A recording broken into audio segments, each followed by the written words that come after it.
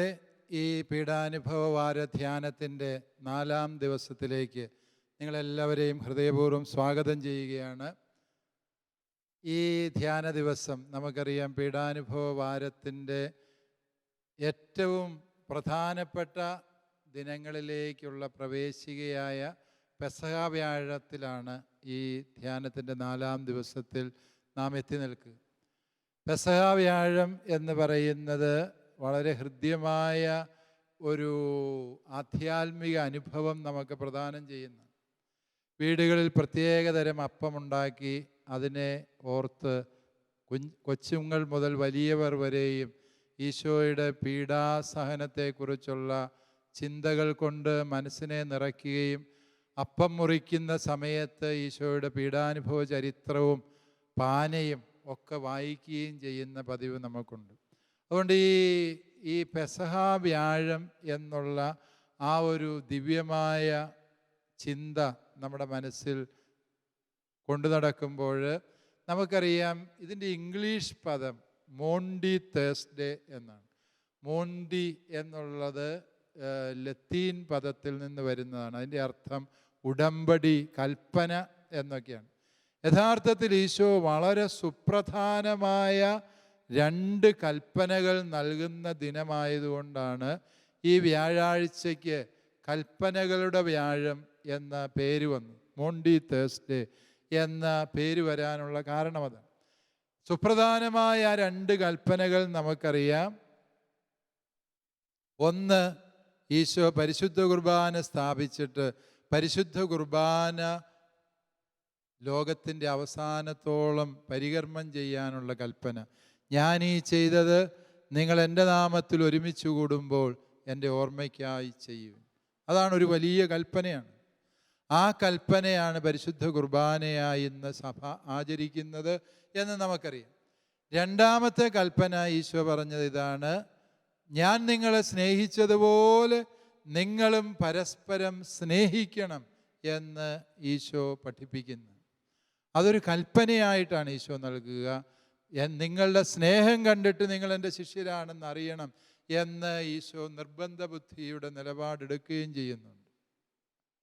അതായത് ഈ 2 സുപ്രധാനമായ കൽപ്പന 4-ാം സുവിശേഷത്തിൽ, അതായത് യോഹന്നാൻ്റെ സുവിശേഷത്തിൽ ഇതെൻ്റെ ഓർമ്മയ്ക്കായി നിങ്ങൾ ചെയ്യണം എന്ന് പറയുമ്പോൾ അവിടെ പരിശുദ്ധ കുർബാനയേക്കാൾ ഉപരി കാല് കഴുകൽ ശുശ്രൂഷയാണ് വിഭാവനം ചെയ്യുന്നു.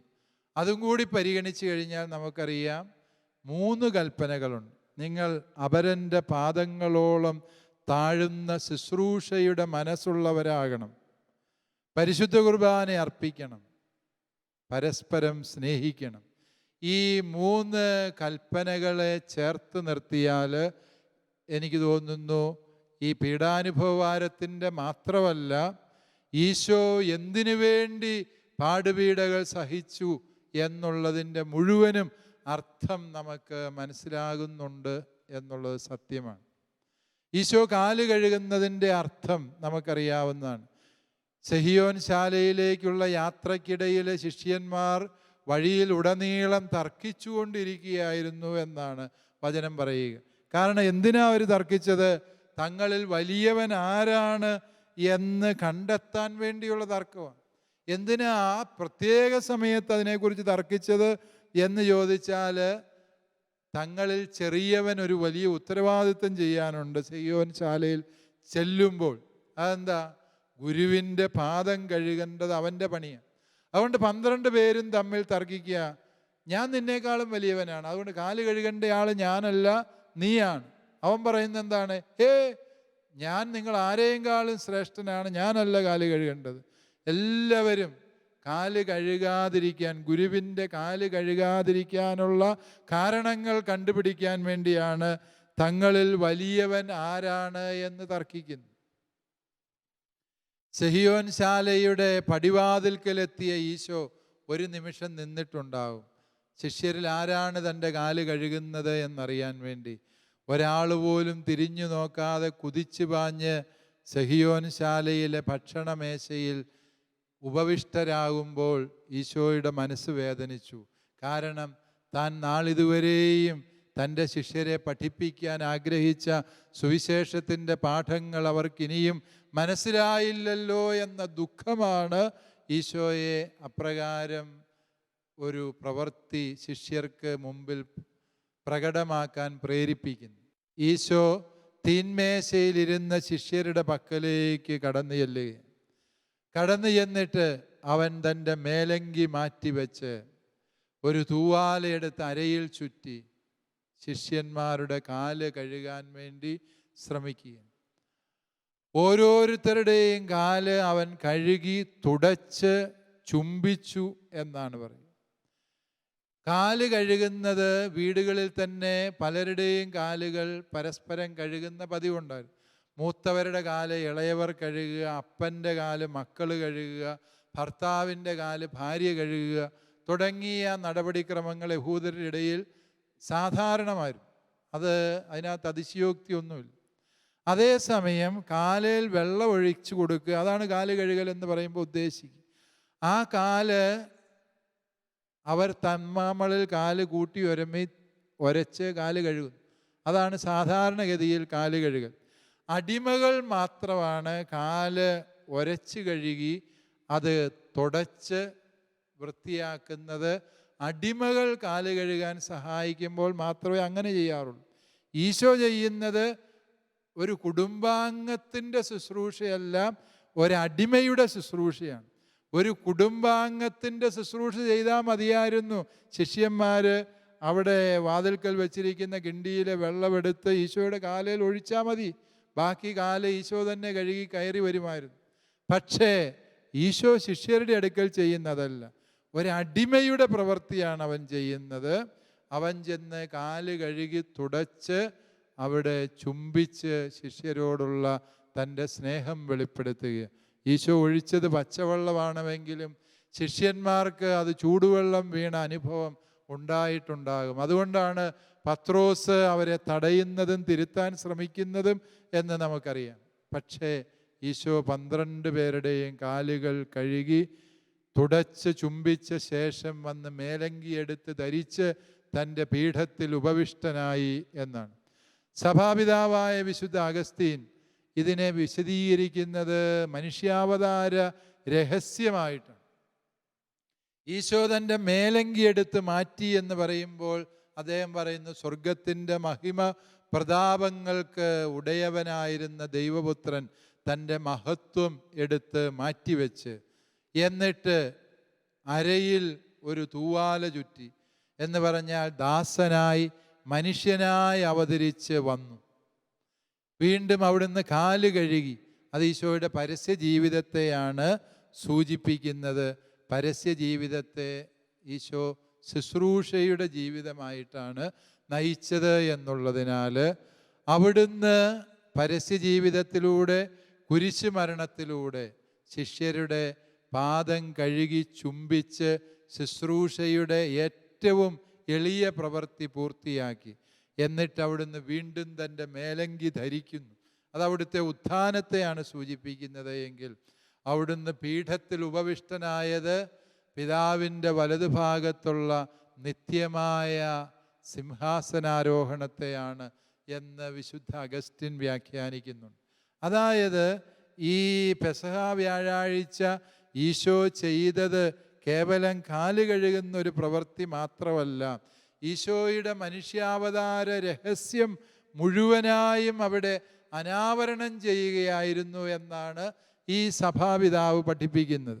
ഏതാണെങ്കിലും ഈ എളിമയുടെ പ്രവൃത്തി, അതായത് താൻ മറ്റുള്ളവർക്ക് ശുശ്രൂഷ ചെയ്യാനുള്ളവനാണ്, അതിന് തൻ്റെ സ്ഥാനമോ വിദ്യാഭ്യാസ യോഗ്യതകളോ ഡിഗ്രികളോ താനിരിക്കുന്ന കസേരയുടെ വലിപ്പമോ ഒന്നും അപരൻ്റെ പാദങ്ങളോളം താഴുന്നതിൽ നിന്ന് നമ്മെ പിന്തിരിപ്പിക്കാൻ പാടില്ല എന്ന നിർബന്ധ ബുദ്ധിയാണ് ഈശോ ഇവിടെ വ്യക്തമാക്കുന്നത് എന്ന് നമുക്ക് തിരിച്ചറിയാം. ഒരുപക്ഷെ ശിഷ്യർക്ക് എന്നതുപോലെ നമുക്കും ഒരിക്കലും മനസ്സിലാകാത്തതും അനുകരിക്കാൻ അസാധ്യവുമായ പാഠമായി അനുഭവപ്പെടുന്നത് ഈശോയുടെ ഈ അപരൻ്റെ പാദങ്ങളോളം താഴുന്ന ശുശ്രൂഷയുടെ മനസ്സാണ്. ഗുരുവും കർത്താവുമെന്ന് നിങ്ങൾ എന്നെ വിളിക്കുന്നെങ്കിൽ നിങ്ങളുടെ ഗുരുവും കർത്താവുമായി ഞാൻ നിങ്ങളുടെ പാദങ്ങൾ കഴുകിയെങ്കിൽ നിങ്ങളും പരസ്പരം പാദം കഴുകണം. ഈശോയുടെ ഈ ഒരു വലിയ കൽപ്പന, ആ ഒന്നാം കൽപ്പനയെ പ്രിയപ്പെട്ടവരെ നമുക്ക് ഗൗരവമായി എടുക്കാം. നമ്മുടെ സകല അഹന്തയുടെയും മേലങ്കികൾ ഊരിവെച്ച് അവരനെ ശുശ്രൂഷിക്കാനുള്ള തൂവാല അരയിൽ ചുറ്റാനുള്ള ആത്മാർത്ഥത നമുക്ക് നേടിയെടുക്കുമ്പോൾ ഈ ഒന്നാം കൽപ്പന നമ്മുടെ ജീവിതത്തിൽ പൂർത്തിയാവുകയാണ്. രണ്ടാമത്തെ കൽപ്പന നമുക്കറിയാം, പരിശുദ്ധ കുർബാന ഈശോ സ്ഥാപിക്കുകയാണ്. ഈശോ പരിശുദ്ധ കുർബാന പൂർത്തീകരിക്കുന്നത് ദുഃഖവെള്ളിയാഴ്ചയാണ് എന്ന് നമുക്കറിയാം. പക്ഷേ ആ പരിശുദ്ധ കുർബാന ഈശോ തരുന്നത് നിത്യവും നമ്മളോടൊത്തായിരിക്കുക എന്നുള്ള അദമ്യമായ ആഗ്രഹത്തെ പ്രതിയാണ്. പരിശുദ്ധ കുർബാനയെക്കുറിച്ച് നമുക്കറിയാം, ഈ ഭൂമിയെ ദൈവം വീണ്ടും ശിക്ഷിക്കാത്തത് എന്തുകൊണ്ട്? ഭൂമിയിൽ ഇത്രയേറെ തിന്മ പെരുകിയിട്ടും ലോകത്തെ ദൈവം ശിക്ഷിക്കാത്തത് എന്തുകൊണ്ട് എന്ന് ചോദിച്ചാൽ, ഈ ഭൂമിയിൽ പരിശുദ്ധ കുർബാനയായി ഈശോമിശിഹായുടെ സാന്നിധ്യം ലോകമാസകലമുണ്ട് എന്നുള്ളതുകൊണ്ട്.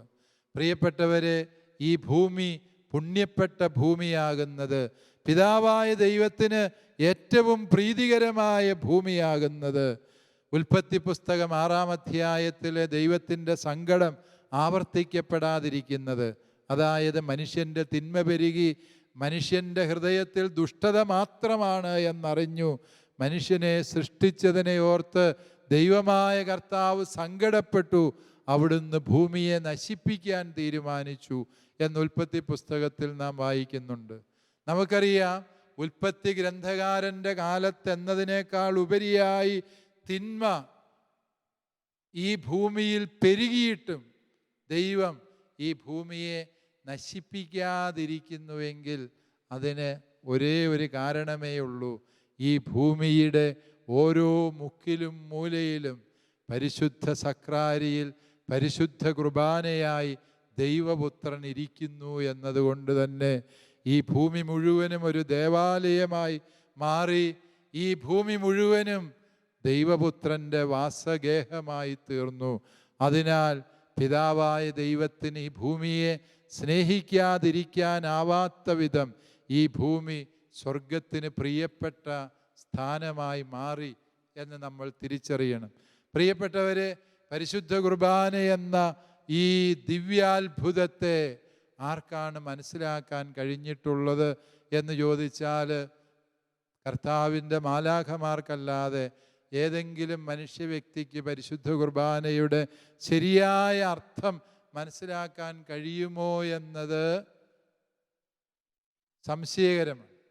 ഏതാണെങ്കിലും ഈ പരിശുദ്ധ കുർബാന, ഈ അടുത്ത കാലത്ത് ഒരു കുഞ്ഞ് എന്നോട് ചോദിക്കുകയുണ്ടായി, പരിശുദ്ധ കുർബാന ജീവൻ്റെ ഔഷധമാണ്, എന്നിട്ടും നിങ്ങൾ അച്ഛന്മാരും മെത്രാന്മാരും എന്തുകൊണ്ടാണ് പകർച്ചവ്യാധികൾ വന്നപ്പോൾ പരിശുദ്ധ കുർബാന കൊടുക്കുന്നതിൽ നിയന്ത്രണം ഏർപ്പെടുത്തി, അത് സ്വീകരിക്കുന്നതിൽ നിയന്ത്രണം ഏർപ്പെടുത്തി, വിശുദ്ധ കുർബാന അർപ്പണത്തിൽ പങ്കെടുക്കുന്നതിൽ നിയന്ത്രണങ്ങൾ കൊണ്ടുവന്നു?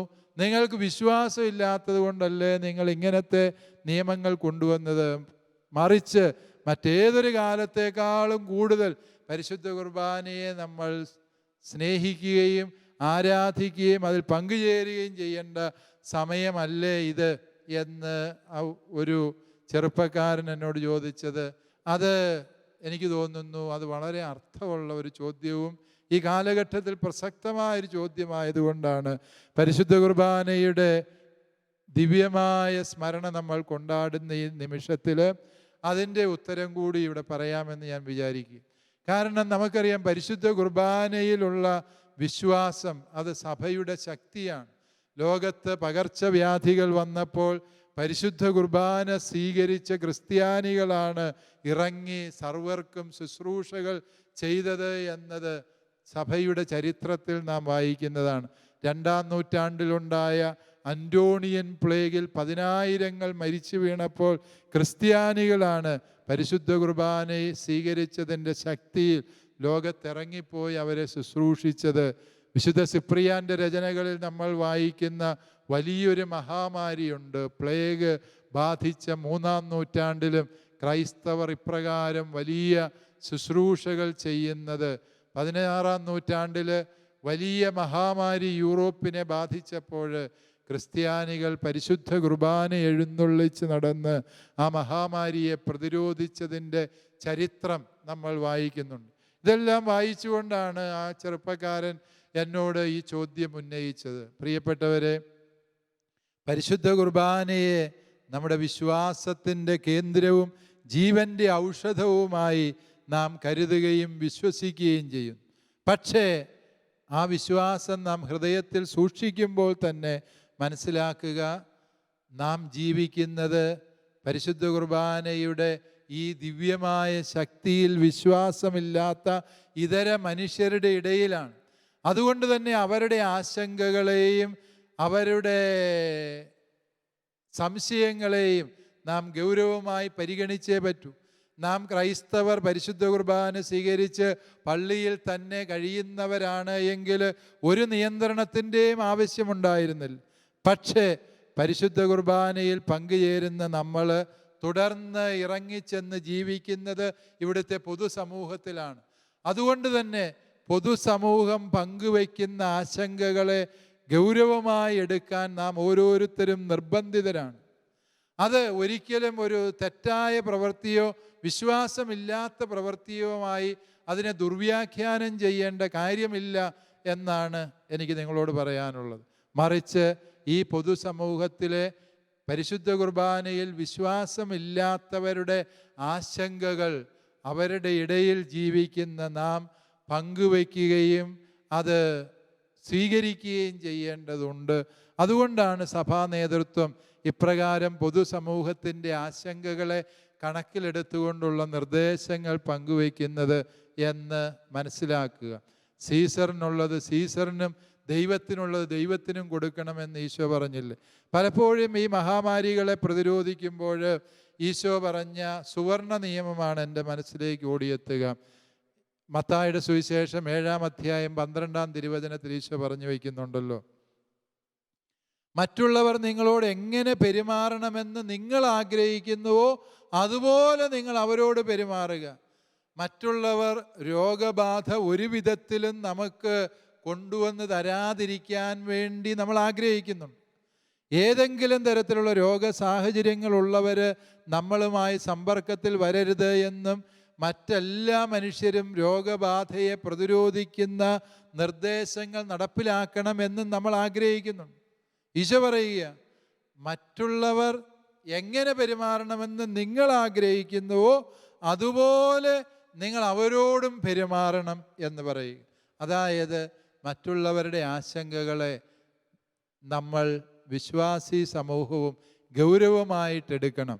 അതുപോലെ തന്നെ ഇതേക്കുറിച്ച് കൂടുതലായി അറിയുകയും പഠിക്കുകയും ചെയ്തിട്ടുള്ള സർക്കാരിൻ്റെ ഉദ്യോഗസ്ഥർ നൽകുന്ന നിർദ്ദേശങ്ങളെ അവ ദൈവസ്വരങ്ങളായി കരുതി ഇത്തരം സന്ദർഭങ്ങളിൽ അനുസരിക്കുന്ന പാരമ്പര്യമാണ് സഭയ്ക്കുള്ളത് എന്നതും കൂടി നമ്മൾ തിരിച്ചറിയണം.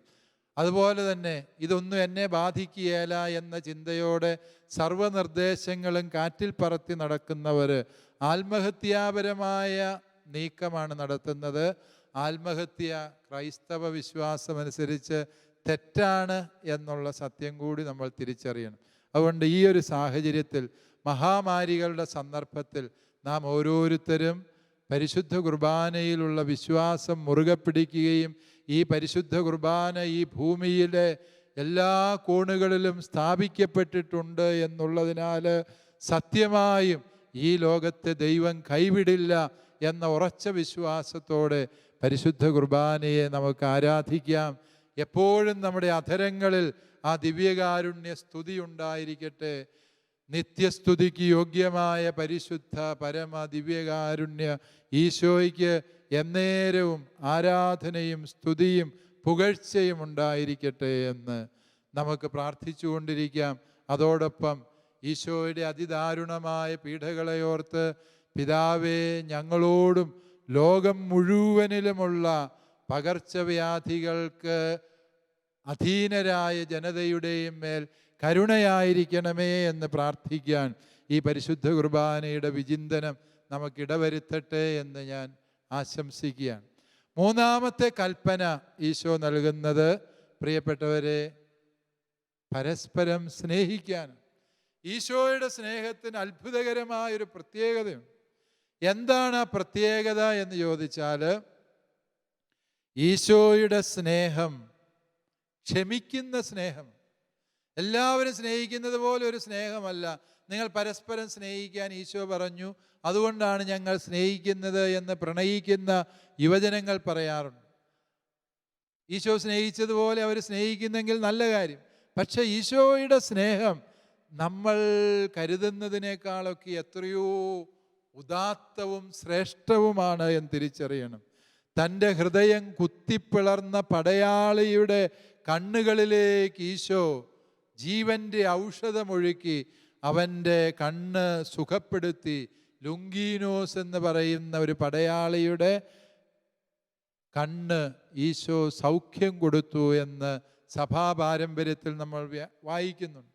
അതായത് ഈശോയുടെ സ്നേഹം ക്ഷമിക്കുന്ന സ്നേഹം, ഈശോയുടെ സ്നേഹം വിട്ടുവീഴ്ച ചെയ്യുന്ന സ്നേഹമാണ്.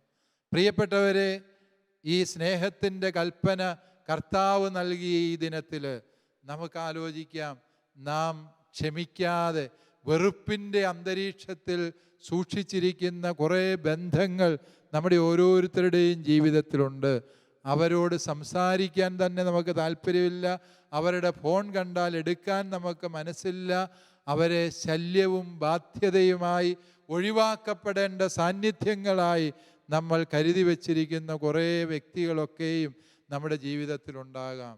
ഓർക്കാം, ഞാൻ നിങ്ങളെ സ്നേഹിച്ചതുപോലെ നിങ്ങളും പരസ്പരം സ്നേഹിക്കണം.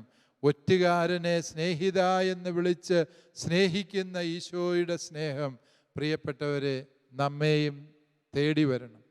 ഉത്ഥാനം ചെയ്ത ഈശോ ചെയ്തത് എന്താണ്? ഈ വലിയ സ്നേഹമാണ്. തന്നെ ഉപേക്ഷിച്ച് സുരക്ഷിതത്വത്തിൻ്റെ താവളങ്ങളിലേക്ക് പിൻവാങ്ങിയ ശിഷ്യരെ അവരുടെ താവളങ്ങളിൽ ചെന്ന് കാണുന്ന കർത്താവിനെയാണ് നാം മനസ്സിലാക്കേണ്ടത്. തന്നെ ഒറ്റിക്കൊടുത്ത പത്രോസിന് വേണ്ടി പ്രാതലൊരുക്കി തിബേരിയാസിൻ്റെ തീരത്ത് ഈശോ കാത്തിരിക്കുമ്പോൾ, പ്രിയപ്പെട്ടവരെ, നാം തിരിച്ചറിയുക, ആ സ്നേഹത്തിൻ്റെ നീളവും വീതിയും ഉയരവും ആഴവും ആർക്ക് ഗ്രഹിക്കാൻ കഴിയും എന്ന് റോമാലേഖനത്തിൽ വിശുദ്ധ പൗലോസ് അപ്പോസ്തലൻ 8-ാം അധ്യായം 35-ാം വാക്യത്തിൽ ചോദിക്കുന്നതിൻ്റെ അർത്ഥം അതാണ്. കർത്താവിനോടുള്ള സ്നേഹത്തിൽ നിന്ന് ആരെന്നെ വേർപെടുത്തും എന്ന ആ ചോദ്യം വളരെ പ്രസക്തമായ ചോദ്യമാണ്. കാരണം അവൻ്റെ സ്നേഹത്തിൻ്റെ നീളവും വീതിയും ഉയരവും ആഴവും അളന്നവൻ ആരാണ് എന്ന ആ ഒരു ചോദ്യം ഈ ഒരു കൽപ്പനയോട് നാം ചേർത്ത് വായിക്കേണ്ട ചോദ്യമാണ്. പക്ഷേ അനുതാപത്തിൻ്റെ അരൂപിയില്ലാതെ പോയ രക്ഷകൻ കർത്താവാണ് എന്ന് തിരിച്ചറിയാതെ തന്നിൽ മാത്രം ആശ്രയിച്ച് എൻ്റെ രക്ഷകൻ ഞാൻ തന്നെയാണ് എന്ന് ചിന്തിച്ചതാണ് യൂദാസിനെ നഷ്ടമാകാൻ കാരണം.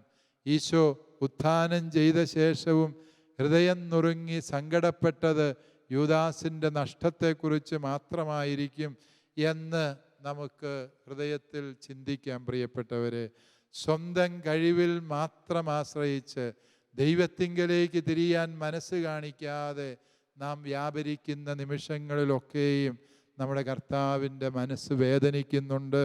അവിടുത്തേക്ക് ദുഃഖം മനുഷ്യനെക്കുറിച്ച് ഒരേ ഒരു കാര്യത്തിൽ മാത്രമേ ഉള്ളൂ.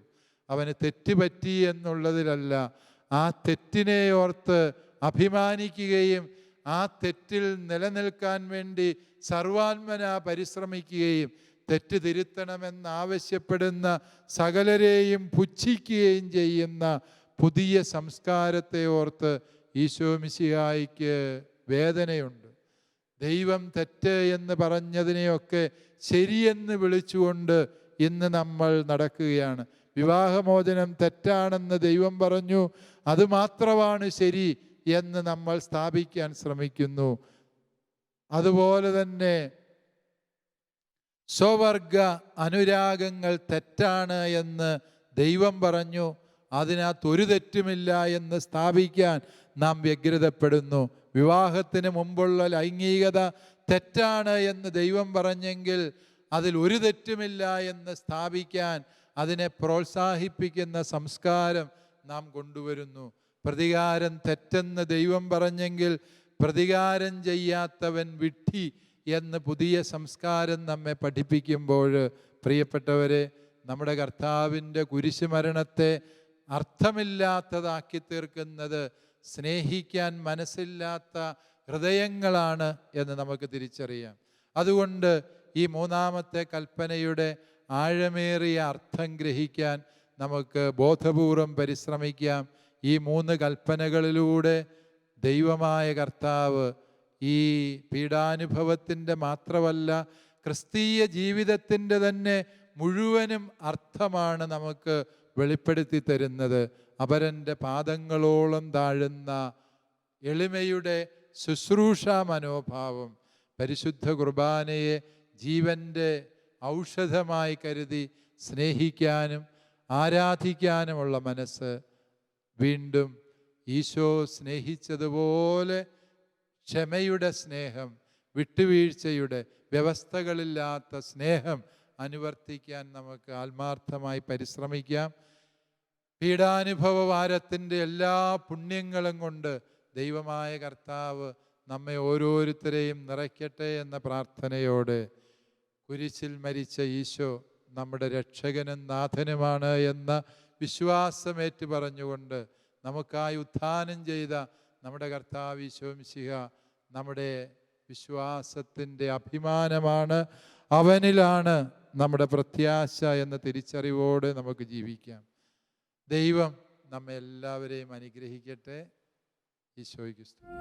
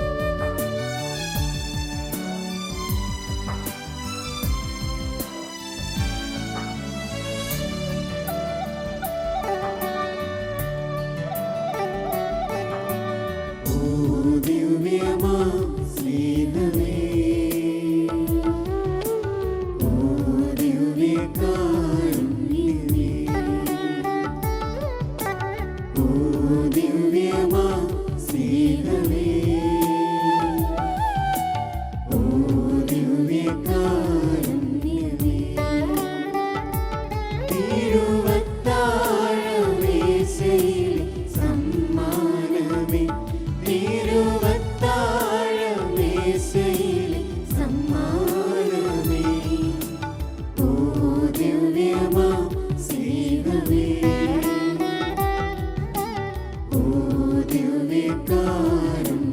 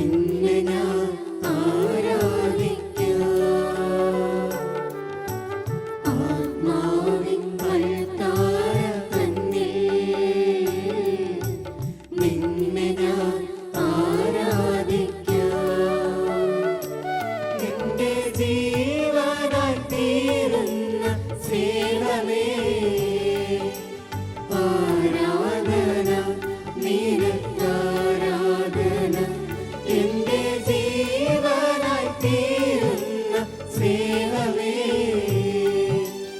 ആരാധന നിനക്കാരാധന. ഇതാ നിന്റെ ദൈവം നിന്റെ മുമ്പിലേക്ക് എഴുന്നള്ളി വന്നിരിക്കുകയാണ്. നിന്റെ ജീവിതത്തിൻ്റെ സമസ്ത മേഖലകളും അറിയുന്ന നിന്റെ ദൈവം നിന്നെ അനുഗ്രഹിക്കുന്നതിന് വേണ്ടി, നിന്റെ ജീവിതത്തിലേക്ക് ധാരാളമായി കൃപകളും അനുഗ്രഹങ്ങളും ചൊരിയുന്നതിന് വേണ്ടി, നിന്റെ ഭാവിയെ സുരക്ഷിതമാക്കുന്നതിന് വേണ്ടി, ഇനി മുന്നോട്ടുള്ള നിന്റെ ജീവിതത്തിൻ്റെ പാതകൾ നേരെയാക്കുന്നതിന് വേണ്ടി നിന്റെ ദൈവം ഈ നിമിഷങ്ങളിൽ നിന്റെ മുമ്പിലേക്ക് എഴുന്നള്ളിയിരിക്കുകയാണ്. നമ്മുടെ ജീവിതത്തിൻ്റെ എല്ലാ മേഖലകളെയും കർത്താവിൻ്റെ സന്നിധിയിലേക്ക് നമുക്ക് സമർപ്പിക്കാം. നിനക്ക് അവിടുത്തോട് പറയാനുള്ളതെല്ലാം ഈ നിമിഷം നിന്റെ ദൈവത്തിൻ്റെ മുമ്പിൽ അവൻ്റെ കാതുകളിൽ നിനക്ക് മന്ത്രിക്കാം. നിന്റെ കണ്ണുനീർ തുടയ്ക്കാൻ അവൻ കരങ്ങൾ നീട്ടുന്നുണ്ട്. നിന്റെ ശിരസിൽ സ്പർശിച്ചുകൊണ്ട് നിന്നെ ആശ്വസിപ്പിക്കാൻ നിന്റെ ദൈവം ഈ നിമിഷങ്ങളിൽ കൊതിക്കുന്നുണ്ട്. നമ്മുടെ ജീവിതത്തിലേക്ക് കൃപകൾ ചൊരിയുന്നതിന് വേണ്ടി, നമ്മുടെ ജീവിതത്തിലേക്ക് അനുഗ്രഹങ്ങൾ വർഷിക്കുന്നതിന് വേണ്ടി നമ്മുടെ മുമ്പിലേക്ക് എഴുന്നള്ളിയിരിക്കുന്ന ദിവ്യകാരുണ്യനാഥനെ നമ്മുടെ ഇരു കരങ്ങളും സ്വർഗത്തിലേക്ക് ഉയർത്തിപ്പിടിച്ചുകൊണ്ട് ഉച്ചസ്വരത്തിൽ നമുക്കൊന്നു ചേർന്ന് സ്തുതിച്ച് ആരാധിക്കാം. യേശുവേ നന്ദി, യേശുവേ സ്തുതി, യേശുവേ ആരാധന. Hallelujah hallelujah hallelujah hallelujah hallelujah. യേശുവേ നന്ദി, യേശുവേ സ്തുതി, യേശുവേ ആരാധന. ഈശോയെ നന്ദി, ഈശോയെ സ്തുതി, ഈശോയെ ആരാധന. എത്രമാത്രം ഈശോയെ സ്നേഹിക്കുന്നുണ്ടോ അത്ര ഉച്ചസ്വരത്തിൽ, അത്ര തീഷ്ണതയോടെ ഈ നിമിഷങ്ങളിൽ നമുക്കൊന്ന് ചേർന്ന് അവിടുത്തെ പാടി സ്തുതിക്കാം. സ്വർഗത്തിലെ സകല മാലാഖ വൃന്ദങ്ങളോടും ചേർന്ന്, എല്ലാ വിശുദ്ധരോടും ചേർന്ന് ഈ നിമിഷങ്ങളിൽ ദിവ്യകാരുണ്യനാഥനെ നമുക്കൊന്ന് ചേർന്ന് സ്തുതിച്ച് ആരാധിക്കാം. യേശുവേ നന്ദി, യേശുവേ സ്തുതി, യേശുവേ ആരാധന. നിന്റെ ജീവിതത്തിൽ ഈശോയുടെ ഇടപെടൽ ആവശ്യമുള്ള മേഖലകൾ ഏതൊക്കെയാണോ ആ മേഖലകളെല്ലാം കർത്താവിന്റെ സന്നിധിയിലേക്ക് സമർപ്പിച്ചുകൊണ്ട്, നിന്നെ അലട്ടിക്കൊണ്ടിരിക്കുന്ന നിന്റെ ജീവിതത്തിന്റെ എല്ലാ പ്രശ്നങ്ങളെയും പ്രതിസന്ധികളെയും ദിവ്യകാരുണ്യനാഥന്റെ സന്നിധിയിലേക്ക് സമർപ്പിച്ചുകൊണ്ട് ഉച്ചസ്വരത്തിൽ നമുക്ക് സ്തുതിച്ച് ആരാധിക്കാം. യേശുവേ നന്ദി, യേശുവേ സ്തുതി, യേശുവേ ആരാധന. ഈശോയെ നന്ദി, ഈശോയെ സ്തുതി, ഈശോയെ ആരാധന. Hallelujah hallelujah hallelujah hallelujah hallelujah hallelujah hallelujah. യേശുവേ നന്ദി, യേശുവേ സ്തുതി, യേശുവേ ആരാധന. ഈശോയെ നന്ദി, ഈശോയെ സ്തുതി, ഈശോയെ ആരാധന. ഈശോയുടെ പീഡാനുഭവ മരണ ഉത്ഥാനത്തെക്കുറിച്ച് ധ്യാനിക്കുന്ന ഈ വലിയ ആഴ്ചയിലെ ഏറ്റവും പ്രധാനപ്പെട്ട ഒരു ദിവസത്തിലാണ് നാം ഇന്നായിരിക്കുന്നത്. ഈശോനാഥൻ തൻ്റെ ശിഷ്യന്മാരുടെ പാദം കഴുകി ചുംബിച്ചുകൊണ്ട്, വിശുദ്ധ കുർബാന സ്ഥാപിച്ചുകൊണ്ട് മനുഷ്യവംശത്തോടുള്ള തൻ്റെ സ്നേഹം പ്രകടമാക്കിയ പുണ്യദിനം. ഈ പെസഹായുടെ സുദിനത്തിലായിരിക്കുമ്പോൾ, ഈ ദിവ്യകാരുണ്യനാഥൻ്റെ മുമ്പിലായിരിക്കുമ്പോൾ, നമ്മുടെ മുമ്പിൽ എഴുന്നള്ളിയിരിക്കുന്ന ഈ ദിവ്യകാരുണ്യത്തിലേക്ക് തന്നെ നമുക്ക് നോക്കിക്കൊണ്ടേയിരിക്കാം. ഒരു പെസഹാ ദിനത്തിൽ ഇസ്രായേൽ ജനം ഒന്നു ചേർന്ന് പെസഹ ആചരിച്ചപ്പോൾ തൻ്റെ ദൂതനെ അയച്ചുകൊണ്ട് ഈജിപ്തിലെ ആദ്യജാതന്മാരെ സംഹരിച്ച് ഇസ്രായേൽ ജനത്തെ ഈജിപ്തിൻ്റെ അടിമത്തത്തിൽ നിന്നും രക്ഷിച്ച് ചെങ്കടൽ കടത്തി മോശയുടെ നേതൃത്വത്തിൽ തേനും പാലും ഒഴുകുന്ന കാനാൻ ദേശത്തേക്ക് നയിച്ച പിതാവായ ദൈവം ഈ അൾത്താരയിൽ ഈ നിമിഷങ്ങളിൽ സന്നിഹിതനാണ്. തൻ്റെ ജീവൻ ബലിയായി നൽകിക്കൊണ്ട് ഒരു പെസഹാ കുഞ്ഞാടിനെ പോലെ തൻ്റെ ജീവൻ നമുക്ക് വേണ്ടി ബലി കഴിച്ച, കാൽവരിയുടെ വിരിമാറിലേക്ക് കുരിശും വഹിച്ചുകൊണ്ട് നടന്നു നീങ്ങി ഒരു കുരിശിൽ തൻ്റെ ജീവൻ ബലി കഴിക്കാൻ തയ്യാറായ പുത്രനായ ദൈവം ഈ അൾത്താരയിൽ സന്നിഹിതനാണ്. പിതാവും പുത്രനും പൂർത്തിയാക്കുന്ന രക്ഷാകര പദ്ധതിയിൽ പങ്കുചേർന്നുകൊണ്ട് തൻ്റെ വരങ്ങളും ഫലങ്ങളും കൃപകളും ധാരാളമായി വർഷിച്ചുകൊണ്ട് ഈ കാലഘട്ടത്തിൽ നമ്മളെ ഓരോരുത്തരെയും നയിക്കുന്ന പരിശുദ്ധാത്മാവായ ദൈവം ഈ അൾത്താരയിൽ സന്നിഹിതനാണ്. ഈ നിമിഷങ്ങളിൽ വലിയ സ്നേഹത്തോടെ, വലിയ വിശ്വാസത്തോടെ, വലിയ തീഷ്ണതയോടെ ഈ അൾത്താരയിൽ സന്നിഹിതനായിരിക്കുന്ന പിതാവും പുത്രനും പരിശുദ്ധാത്മാവുമായ ത്രിയേക ദൈവത്തെ നമുക്കൊന്നു ചേർന്ന് പാടി ആരാധിക്കാം.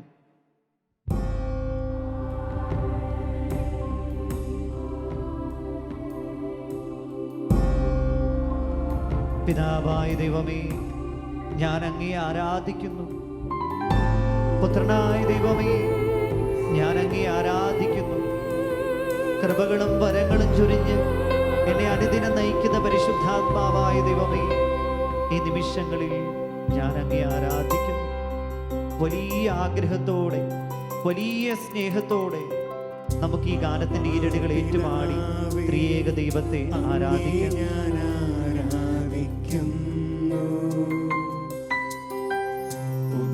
പുത്രനാമേശുവേ, അങ്ങേ ഞാൻ ആരാധിക്കുന്നു.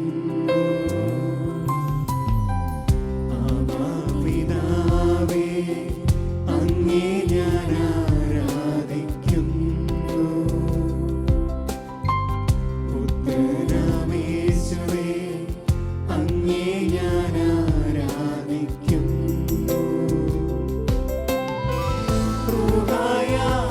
ദൈവമേ, അങ്ങേ ഞാൻ ആരാധിക്കുന്നു. ത്രിയേക ദൈവമേ, അങ്ങേ ഞാൻ ആരാധിക്കുന്നു.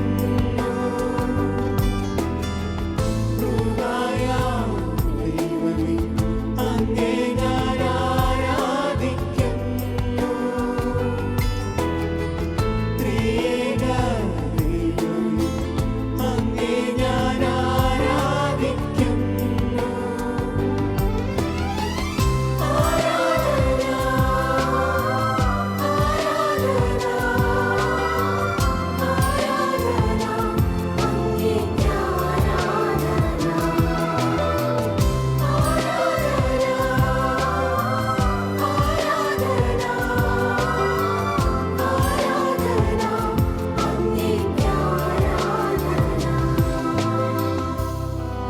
എൻ്റെ ഈശോയെ, എൻ്റെ ജീവനും എൻ്റെ ജീവിതവും നീ എനിക്ക് നൽകിയ സർവ്വവും ഈ നിമിഷങ്ങളിൽ നിന്റെ സന്നിധിയിലേക്ക് ഞാൻ സമർപ്പിക്കുകയാണ്. നീ തന്നതല്ലാതെ എൻ്റെ ജീവിതത്തിൽ ഒന്നുമില്ല എന്ന് ഞാൻ തിരിച്ചറിയുന്നു. നിന്റെ ഈ വലിയ സ്നേഹത്തിന് ഞാൻ നന്ദി പറയുകയാണ്. എനിക്കുള്ള എല്ലാ സമ്പാദ്യങ്ങളും നിന്റെ സന്നിധിയിലേക്ക് സമർപ്പിച്ചുകൊണ്ട് ഞാൻ നിന്നെ ആരാധിക്കുന്നു. ജീവനും ജീവിതവും ഞാൻ അങ്ങേയ്ക്കായി ഏകിടുന്നു. ജീവനും ജീവിതവും ഞാൻ അങ്ങേയ്ക്കായി ഏകിടുന്നു. എൻ സമ്പത്തും ആരോഗ്യവും ഞാൻ നിനക്കായി നൽകിടുന്നു. എൻ സമ്പത്തും ആരോഗ്യവും ഞാൻ നിനക്കായി നൽകിടുന്നു. യേശുവേ,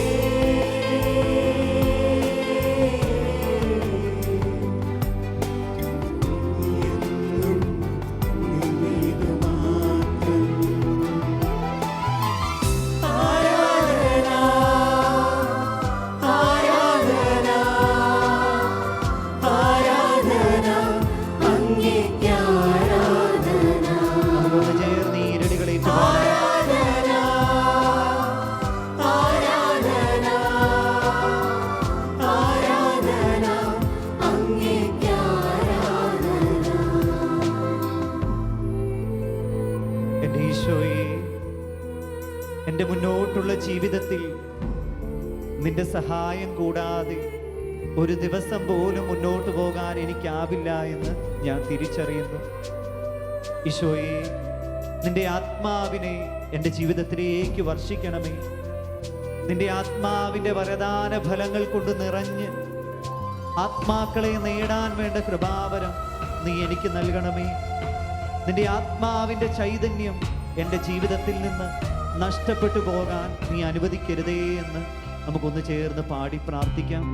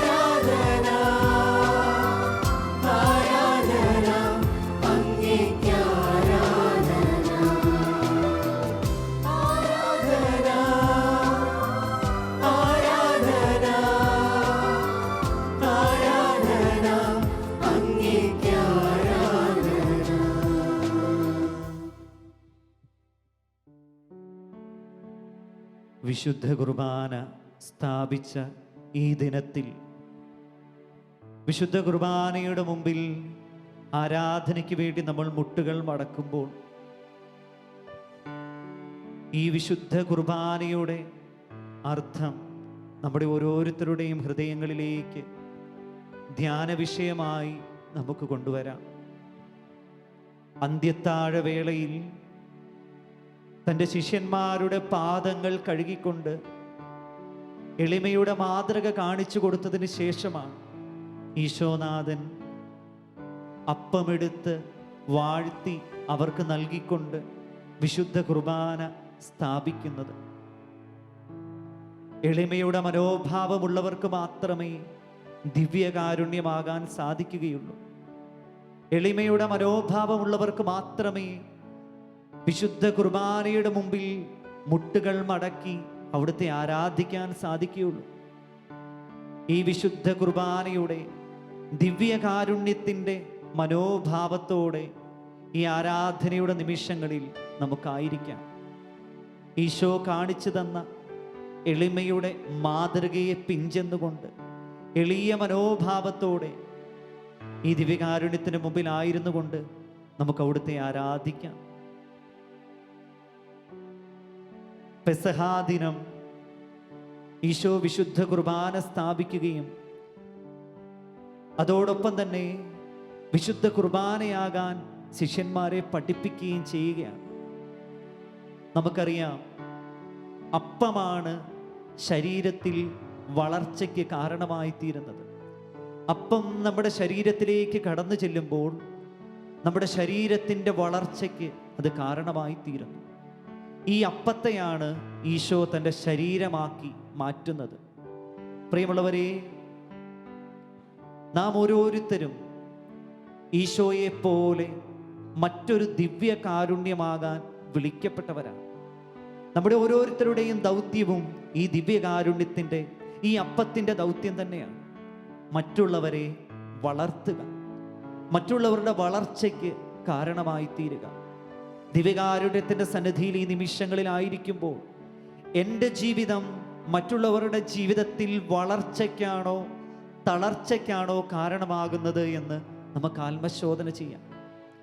എൻ്റെ വാക്കും എൻ്റെ പ്രവൃത്തിയും എൻ്റെ ജീവിത രീതികളും മറ്റുള്ളവരുടെ തളർച്ചയ്ക്കാണ് കാരണമാകുന്നതെങ്കിൽ നീ ഇനിയും ദിവ്യകാരുണ്യമാകാൻ ഒരുപാട് സഞ്ചരിക്കേണ്ടിയിരിക്കുന്നു. നീ വിശുദ്ധ കുർബാനയിൽ നിന്ന് വളരെയേറെ ദൂരത്താണ്. എന്നാൽ നിന്റെ വാക്കും നിന്റെ പ്രവൃത്തികളും നിന്റെ ജീവിത രീതിയും മറ്റുള്ളവരെ വളർത്തുന്നതാണെങ്കിൽ, നിന്റെ കുടുംബാംഗങ്ങളെ, നിന്റെ സഹോദരങ്ങളെ, നിന്റെ സഹപ്രവർത്തകരെ, നിന്റെ അയൽക്കാരെ, നിന്റെ അധികാരികളെ വളർത്തുന്നതാണെങ്കിൽ നീ ദിവ്യകാരുണ്യമായിക്കൊണ്ടിരിക്കുകയാണ്. നീ മറ്റൊരു ദിവ്യകാരുണ്യമായി തീർന്നിരിക്കുന്നു. പ്രിയമുള്ളവരെ, ഈ നിമിഷങ്ങളിൽ നമുക്ക് ആത്മശോധന ചെയ്യാം. ഈശോ വിശുദ്ധ കുർബാന സ്ഥാപിക്കുന്നതിന് മുമ്പ് പറഞ്ഞ വാക്കുകൾ ഇപ്രകാരമാണ്: ഇത് എൻ്റെ ശരീരമാണ്, ഇത് എൻ്റെ രക്തമാണ്. ഈ വാക്കുകൾ നാം ആദ്യം കേൾക്കുന്നത് ഈശോയുടെ നാവിൽ നിന്നല്ല, മറിച്ച് ഉൽപ്പത്തി പുസ്തകം 2-ാം അധ്യായത്തിൽ ആദത്തിൻ്റെ നാവിൽ നിന്നാണ്. പിതാവായ ദൈവം ആദത്തെയും ഹവ്വായെയും സൃഷ്ടിച്ചുകൊണ്ട് പറുദീസ അവരെ ഭരമേൽപ്പിച്ചപ്പോൾ, ആദ്യത്തെ കുടുംബം സ്ഥാപിച്ചപ്പോൾ, ആദത്തിന് തുണയായി ഹവ്വായെ നൽകിയപ്പോൾ ആദം പറയുകയാണ്: ഇത് എൻ്റെ മാംസത്തിൻ്റെ മാംസമാണ്, ഇത് എൻ്റെ ശരീരമാണ്. കുടുംബം സ്ഥാപിച്ചപ്പോഴും ദിവ്യകാരുണ്യം സ്ഥാപിച്ചപ്പോഴും ദൈവം ഉരുവിടുന്ന വാക്കുകൾ ഒന്നാണ്: ഇത് എൻ്റെ ശരീരമാണ്. പ്രിയമുള്ളവരെ, ഈ പെസഹാ ദിനത്തിൽ നമ്മുടെ ഓരോരുത്തരുടെയും കുടുംബങ്ങളിൽ നമ്മൾ ഓരോരുത്തരും, ഓരോ കുടുംബാംഗങ്ങളും ഒന്നു ചേർന്ന് അപ്പം മുറിച്ച് പെസഹാ ഭക്ഷിക്കുമ്പോൾ നമ്മുടെ ഓരോരുത്തരുടെയും മനസ്സിലേക്ക് ഈ വചനങ്ങൾ കടന്നു വരട്ടെ: ഇത് എൻ്റെ ശരീരമാണ്. കുടുംബം സ്ഥാപിച്ചപ്പോൾ ഈശോ പറഞ്ഞതും വിശുദ്ധ കുർബാന സ്ഥാപിച്ചപ്പോൾ ഈശോ പറഞ്ഞതുമായ ഈ വാക്കുകൾ നമ്മുടെ ഓരോരുത്തരുടെയും മനസ്സിലേക്ക് കടന്നു വരട്ടെ. ഒരു വിശുദ്ധ കുർബാനയായി ഏറ്റവും ആദ്യം നമ്മളെ അനുഭവിക്കാൻ സാധിക്കേണ്ടത് നമ്മുടെ കുടുംബാംഗങ്ങൾക്കാണ്. നമ്മുടെ കുടുംബാംഗങ്ങളെ വളർത്തുന്ന ഒരു മനോഭാവം നമ്മൾ സ്വന്തമാക്കുമ്പോൾ ദിവ്യകാരുണ്യത്തിൻ്റെ ജീവിതം നമ്മുടെ കുടുംബങ്ങളിൽ നമുക്ക് ആരംഭിക്കാം.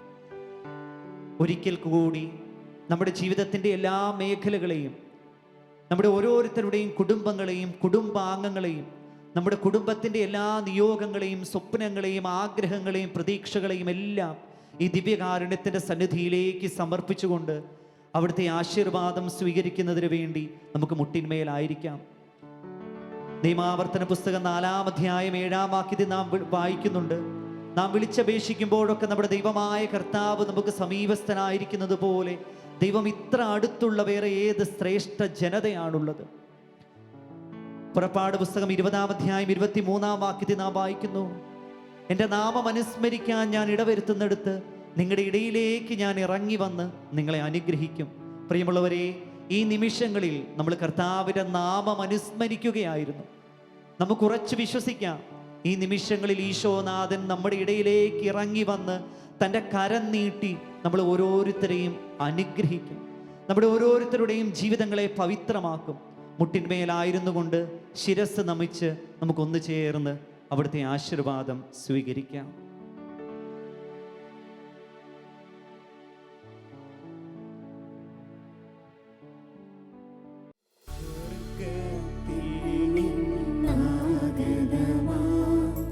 ജീവൻ നൽകുമൊരപ്പം നീ, മർത്യനുമുക്തി പകർന്നരുളും നിത്യമഹോന്നതമപ്പം നീ. മാനവരേ, മോദമോടെ നാഥനെ വാഴ്ത്തി പാടിടുവിൻ. ദൈവത്തിൻ പരിപാവനമാം സന്നിധി ചേർന്നു വണങ്ങിടുവിൻ.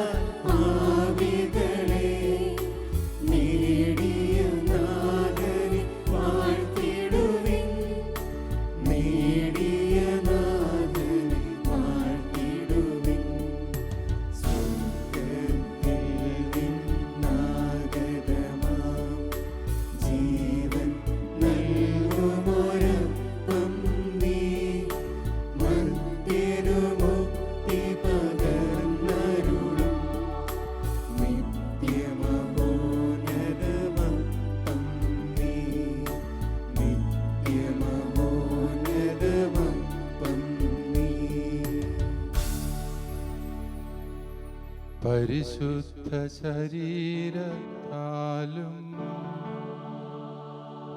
വിലയേറിയ രക്തത്താലും പാപത്തിൻ കറകളിൽ നിന്നും മർത്യനു നീ മോചനമേകി.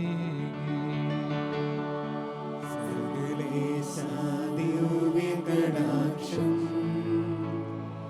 തൂകണമേ വത്സലസുതരിൽ നിർമ്മലരായി ജീവിച്ചിടുവാൻ ചിന്തണമേ ദിവ്യവരങ്ങൾ.